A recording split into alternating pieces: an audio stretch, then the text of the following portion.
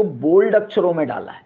और देखो आज की चर्चा करना चाहता हूं, जो ये वीतराग सम्यक्त्व है, जो ये निश्चय सम्यक्त्व है, तदेव च वही गुण गुणी अभेद रूप निश्चय नयेन शुद्धात्म स्वरूपम भवति, वही वास्तव में गुण गुणी का अभेद करने के कारण से निश्चय नय से शुद्धात्मा का स्वरूप माना गया है।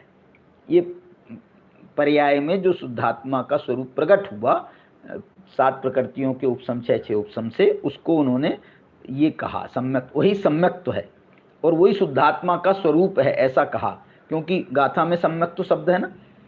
अब इसकी दूसरी व्याख्या भी सुनिए, दूसरी उत्थानी का बना रहे हैं अमृत जयसेनाचार्य। देखो वो ये कह रहे हैं, 9 पदार्था भूतार्थेन ज्ञाता। जो सम्यक दृष्टि है उसको 9 पदार्थ भूतार्थ से जाने जाते हैं, वो जानता है।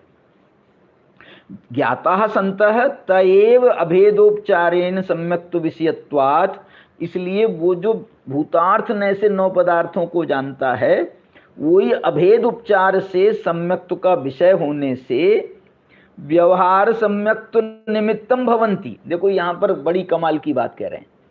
निश्चय, अभी सामान्य से कथन ये होता है कि व्यवहार सम्यक्त्व को कारण कहा जाता है, निश्चय सम्यक्त्व को कार्य कहा जाता है। यहाँ क्या कह रहे हैं, निश्चय से जो 9 पदार्थ हैं उनको जो भूतार्थ से जाना गया, वही सम्यक्त्व के विषय होने से व्यवहार सम्यक्त्व निमित्तम भवन्ति, वही व्यवहार सम्यक्त्व के निमित्त। 9 पदार्थों को हम कहें तो ये व्यवहार सम्यक्त्व के निमित्त हैं।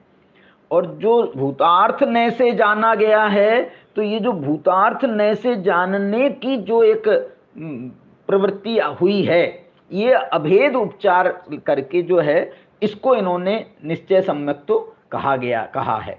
माने उसमें विकल्प नहीं है। 9 पदार्थों में तो 9 का विकल्प है, लेकिन भूतार्थ से जब जानते हैं तो उसमें एक निर्विकल्प भाव है। वो निर्विकल्प भाव है, उसी का नाम निश्चय सम्यक्त्व है। देखो आगे कहते हैं, निश्चय नयेन तू स्वकीय शुद्ध परिणाम एव सम्यक्त्वम। ओहो, निश्चय से तो निश्चय, देखो निश्चय व्यवहार से, क्यों 9 पदार्थ हैं इसलिए वो व्यवहार सम्यक्त्व के विषय हैं, लेकिन निश्चय नय से तो जो शुद्धात्म भूतार्थ से अपनी शुद्धात्म स्वरूप को जाना गया है, तो उससे होने वाला जो स्वकीय शुद्ध परिणाम, ये 7 प्रकृतियों के उपसम 6 उपसम से प्रकट हुआ जो शुद्ध परिणाम है, स्वकीय शुद्ध परिणाम एव सम्यक्त्वम, उसी को सम्यक्त्व कहा जाता है।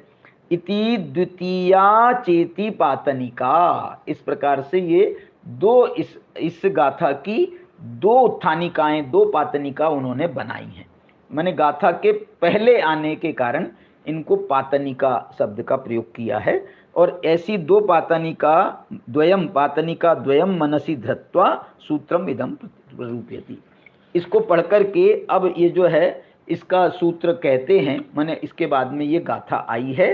और फिर गाथा की टीका भी इन्होंने लिखी है जयसेनाचार्य ने, बड़ी महत्वपूर्ण टीका है, बहुत प्यारी टीका है, और मैं जल्दी में नहीं पढ़ना चाहता हूँ, उसको अपन अच्छे से कल इसको पढ़ेंगे।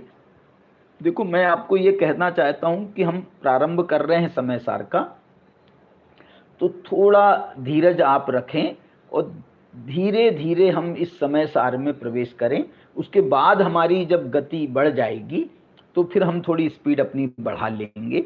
अभी तो हम इसको एक बार अच्छे से समझ करके इसमें प्रवेश करें। और ये तो बिल्कुल स्टार्टिंग के प्रकरण हैं, इसमें बहुत मर्म है, बहुत माल है, इसलिए इसका तो अच्छे से भोग लिया जाए, अच्छे से इसका आनंद लिया जाए, तो ही ये बात समझ में आएगी, वरना हम जल्दी में फिर जो है उससे वंचित रह जाएंगे। इसलिए मैं आपसे इतना कह करके ही आज की चर्चा को विराम देता हूँ, और आगे की बात अपन आगे की कक्षाओं में करेंगे। जय जिनेन्द्र। नमः समय साराय स्वानुभूत्या चकासते चित्स्वभावाय भावाय सर्वभावान्तरच्छिदे।